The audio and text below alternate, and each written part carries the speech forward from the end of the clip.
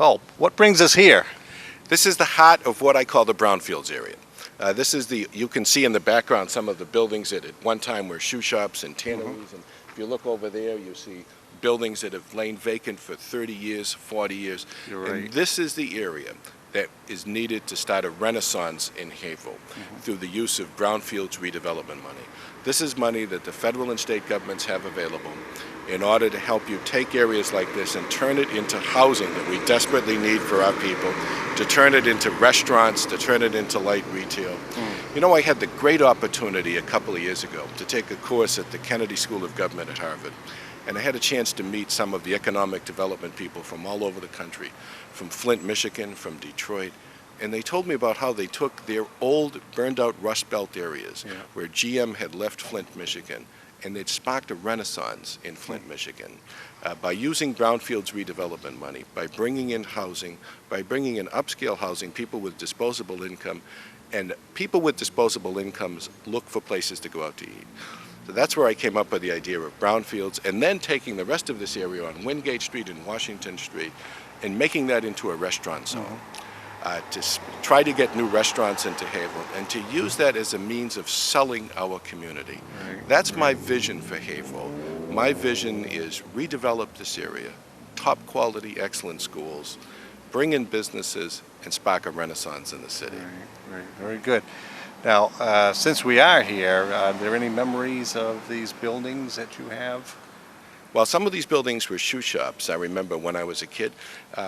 Right straight through there onto Wingate Street is where my grandparents, the Scamparinos, ran a restaurant. They ran the Roma restaurant there. I used to work there. I always tell people, if you remember a little skinny little kid, hard to believe I was skinny, working in the washing the dishes, that was me. Wow, son of a gun. And right here this is the first and only brownfields project the city has been able to put through. This was Ted's for Tires here, and this was found to be polluted, so we got a grant to knock that down.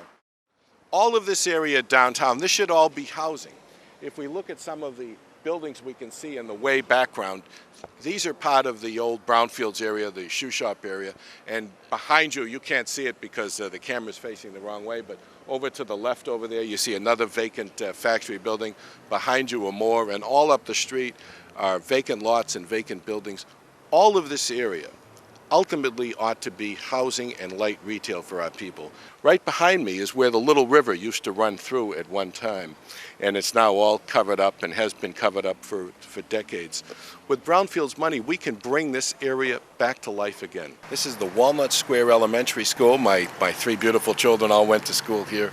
I live right in the neighborhood across the street on Macon Ave, and it's one of my favorite spots in the city. My next door neighbor, now in a nursing home, Mrs. Searle, was one of the very first students here. They opened in 1898, and don't you have to wonder why these schools that were built over 100 years ago were still standing strong? Yes, and schools that we built in 1960 and 1970 are falling apart? It makes you wonder, doesn't it?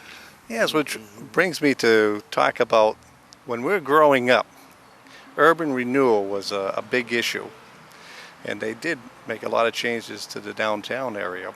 And they're still talking about it today. What are your thoughts? Urban renewal was a monument to mankind's stupidity.